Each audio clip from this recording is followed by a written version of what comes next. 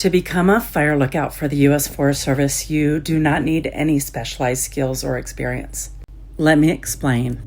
Keep in mind that if you do have wildland fire experience, you will be a better fire lookout. However, anybody can learn the skills to do this job. I know many fire lookouts that had absolutely no connection with wildland fire who have landed this job, including myself. Here's the tricky part though. Navigating usajobs.gov, which is where these jobs are posted every fall. In my link tree, you will find a link to an actual fire lookout job posting. It's expired, but it's exactly what the jobs will look like when they're posted. In there, you can read the qualifications. The tricky part to that is that even though you don't need any specialized experience, you have to make sure that your resume passes the screening in order to reach the hiring manager's desk. And the way to do that is to read the qualifications, and it says 6 months of quote unquote specialized experience. However, all that experience is working outside. It can be working on a family's farm.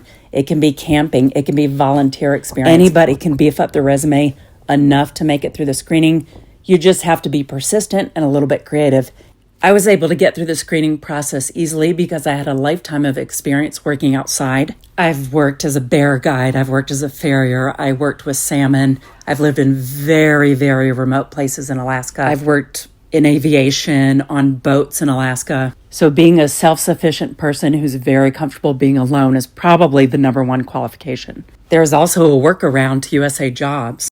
If you have a connection in the Forest Service or you reach out to fire managers directly, you can sometimes be hired as AD, which is administratively determined. In this case, you bypass USA Jobs. It's up to the hiring manager who to hire, and you need 0 qualifications. I know many people that have come off the street and been hired as AD and then continued on as a lookout, meaning they work as an AD the first season, and then the next season they apply through usajobs.gov, and by then you have a season as a fire lookout, and it's easier to get through that screening process.